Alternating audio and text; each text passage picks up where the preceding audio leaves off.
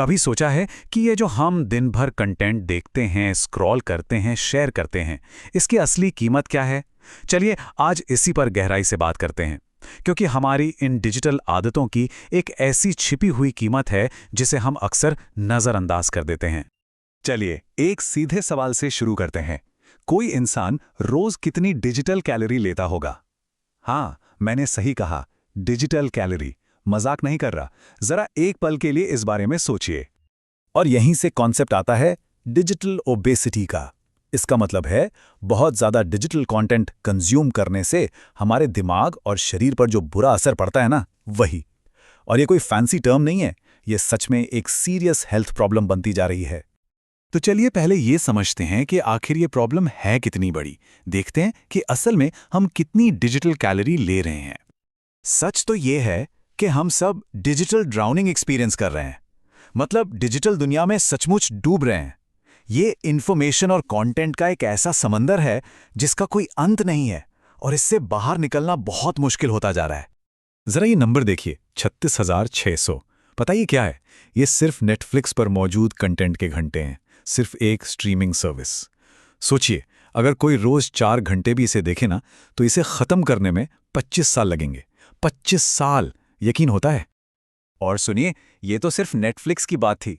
Amazon prime पर 24,000 से ज्यादा फिल्में और 2700 से ज्यादा टीवी शोज हैं, और ऐसी 50 से भी ज्यादा बड़ी स्ट्रीमिंग सर्विसेज हैं। और हाँ, इसमें अभी तक हमने games, news, YouTube, social media, इन सबको तो गिना ही नहीं है। हम सच में कंटेंट के एक सैलाब में डूब रहे हैं। तो सवाल ये है कि इतना सारा कंटेंट हमारे दिमाग पर आखिर असर क्या डालता है? चलिए अब समझते हैं कि इस लगातार डिस्ट्रैक्शन की हमें क्या कीमत चुकानी पड़ रही है। यहां एक बहुत जरूरी चीज समझनी होगी, ब्रेन स्विचिंग पेनाल्टी। सोचकर देखिए, आप कोई बहुत जरूरी काम कर रहे हैं और तभी टिंग, फोन पर एक नोटिफिकेशन आता है, ध्यान बट गया। अब वापस उस काम पर फोकस करने में जो टाइम और एनर्जी लगती है ना, बस वही है ये पेनाल्टी। और ये स्विचिंग कभी फ्री नहीं होती, और ये कीमत बहुत बड़ी है। लगातार ध्यान भटकने से हमारी खुशी कम होती है, हम सही फैसले नहीं ले पाते, चिड़चिड़ापन बढ़ता है, एंग्जाइटी बढ़ती है, डिप्रेशन के चांसेस बढ़ जाते हैं। ये हमारे शरीर में स्ट्रेस हार्मोन्स को बढ़ाता है और यहाँ तक कि हमारी उम्र भी कम कर सकता है। ये एक बहुत ही दुखद उदाहरण है जो दिखाता है कि डिस्ट्रैक्शन का अंजाम कितना भयानक हो सकता है। 2023 में एक ट्रेन एक्सीडेंट हुआ और रिपोर्ट्स के मुताबिक वजह ये थी कि ड्राइवर क्रिकेट मैच देखने में डिस्ट्रैक्टेड था। ये एक रिमाइंडर है कि ध्यान भटकना कितना ज्यादा खतरनाक हो सकता है। लेकिन सवाल ये उठता है कि आखिर हमें इसकी इतनी लत लगती ही क्यों है? तो इसका जवाब है, ये कोई एक्सीडेंट नहीं है, इसे जानबूझकर ऐसा डिजाइन किया गया है। चलिए समझते हैं कि कैसे ये टेक्नोलॉजी हमें अपनी गिरफ्त में लेती है। देखिए, टेक्नोलॉजी दो तरह की होती है। एक होती है टूल बेस्ड, जैसे एक साइकिल या फुटबॉल, वो बस वहां पड़ी है, आपके इस्तेमाल करने का इंतजार कर रही है। और दूसरी होती है एडिक्शन बेस्ड टेक्नोलॉजी। ये टूल नहीं है, ये आपसे चीजें मांगती है, आपको अपनी ओर खींचती है, आपको मैनिपुलेट करती है। अगर सीधे सीधे कहें तो जैसा कि यहां लिखा है, सोशल मीडिया इलेक्ट्रॉनिक कोकेन है। यह हमारे दिमाग पर बिल्कुल वैसा ही असर डालती है जैसा कोई नशा करता है, और हमें बार बार इसे इस्तेमाल करने पे मजबूर करती है।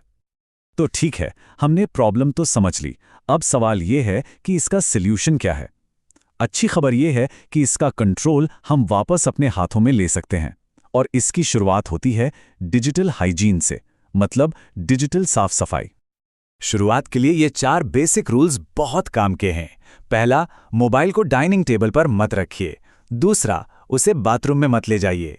तीसरा, सोते समय उसे कम से कम 10 फीट दूर रखिए। और चौथा, सुबह उठने के 1 घंटे बाद तक और सोने से 2 घंटे पहले मोबाइल को हाथ मत लगाइए। और अगर कोई एक बड़ा बदलाव लाने के लिए तैयार है, तो ये कुछ हाई इम्पैक्ट एक्शन है। फोन के सारे नोटिफिकेशंस बंद कर दीजिए। खाना खाते समय कोई स्क्रीन नहीं। सारे सोशल मीडिया ऐप्स अनइंस्टॉल कर दीजिए। हफ्ते में 1 दिन पूरा मोबाइल फास्टिंग कीजिए, और रोज कम से कम 2 घंटे डिजिटल साइलेंस में बिताइए, मतलब कोई डिवाइस नहीं।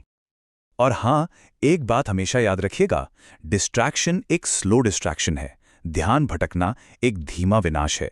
ये एक दिन में नहीं होता, लेकिन धीरे धीरे ये हमारे फोकस को, हमारी शांति को और हमारी जिंदगी को अंदर से खोखला कर देता है। आखिर में पूरी बात बस एक चीज पर आकर रुक जाती है, जहां अटेंशन जाता है वहीं एनर्जी फ्लो होती है। जहां किसी का ध्यान जाएगा उसकी ऊर्जा वहीं बहेगी। तो सवाल यह है कि कोई अपनी ऊर्जा कहां बहाना चाहेगा?